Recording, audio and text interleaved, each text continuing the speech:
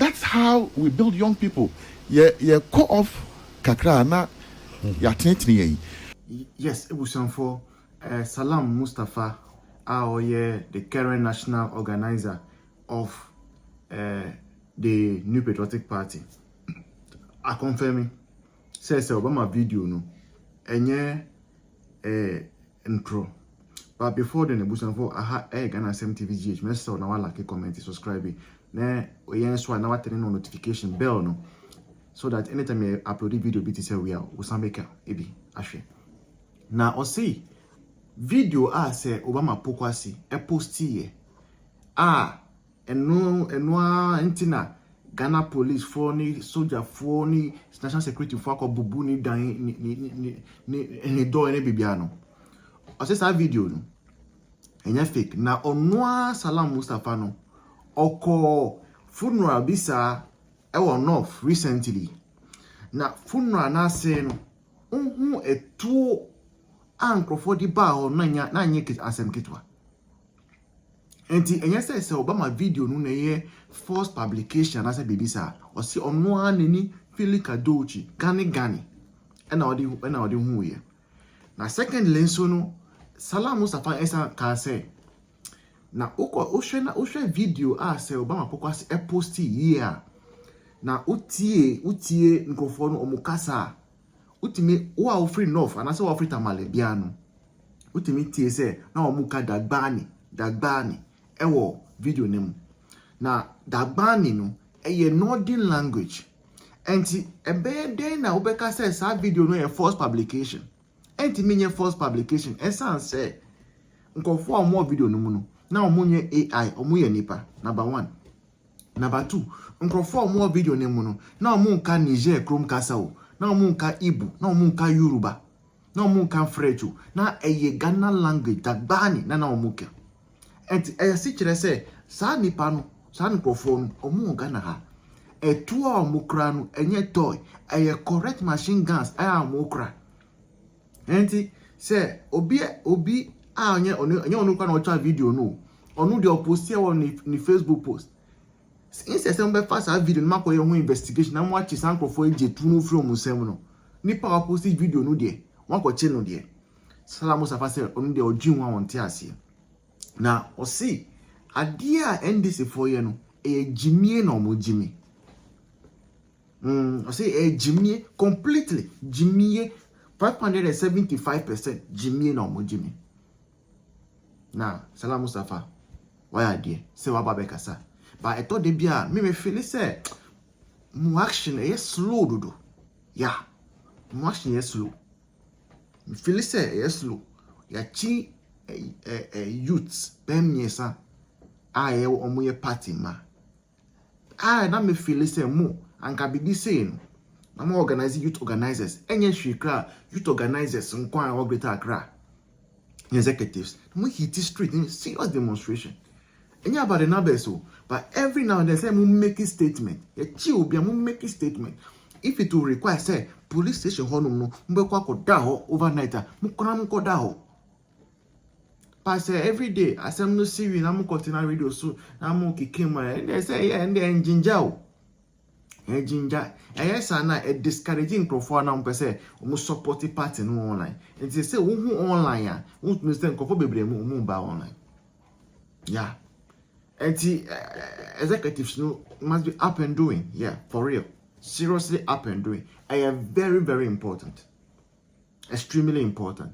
I did a same ye, it was for video no air upness, Macram. But the razzmatazz of the state, the high-handedness and a barefaced wickedness. I said, would you travel to me and to me? We are going to make an example out of you. Chama General. What's it? Gyimie Batabo Frakumahua. What did they need? Oh, Chama General. Look. Tell us youth. Intina make coaches idea now. Yes, we are training young people in the country. True. Now, the way I to take Ubebuno is not using oppressive powers of the state on them. I don't think that is how Ubet take Bebuno. And in the last 8 years we're in office, Chairman General, There's nobody who can stop free speech in this country. Free speech, you cannot stop it. How about free? There must be responsible speech. speech. Yeah, I agree. But you know my NDC. What didn't they say? Was it right? What songs didn't they? But that is why they said now you're NPP for you. So Ghanaians will vote against us, and Ghanaians voted against us. They're promising a reset. That come catch Ghana for say the NPP for you know. Yes, Baby, the same thing. What change would have emanated from that? There wouldn't have been any change. And I mean what?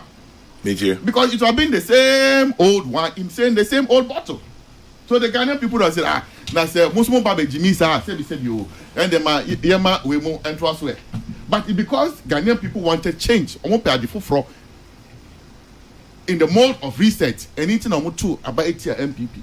But you come and today we are seeing a far more dramatic, far worse than you can't even take, a small portion of your own bitter pill. They are so intolerant. I say, that is why we tolerated for 8 years. But it was in the spirit of free speech, nation building, that everybody was allowed to operate. Ain't it's retaliation time? It's not, Debbie. Anything I can say, you have to abate here in lieu of a certain advancement. Chairman General, my refida. And Chairman General, my mentor and from Obama so it is the most bizarre of them. Say picture of postee some about 2 weeks ago. Say Siana, people are act. Say Yankofano. Say then he has been charged with publication of false material.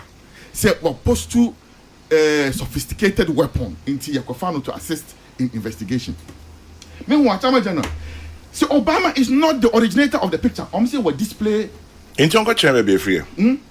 The pictures are all over social media. Maybe. In Chonko Chairman. Chairman General, just give me a minute. No problem. Those pictures have been circulating on social media, and the video are opposed to you know. I am from Tamale, and there's Dagbani in the video. Or the state security system doesn't know that. So there's Dagbani in the video. I'm afraid no. And he's not the originator of the video. Of every baby, because the original poster of the video is there. Who's the poster? Chairman General, I am telling you that he is not the originator of the video. Point well made. The video was circulating on social media. And to even pretend, Chairman General, say indeed some of these sophisticated weapons is not in the hands of civilians, as posted by Obama, is the height of insincerity. Because I, as a son of the land, I was at the final funeral of the late Myung Lana in Myung. Chairman General. There are videos now internet, so now what I pay late Myung Lana's funeral. Videos. It was a bow on na enye nkwala to. Myung Lana, So for national security, police to pretend say these machines, sophisticated machines, are not in the hands of civilians. Then we are naked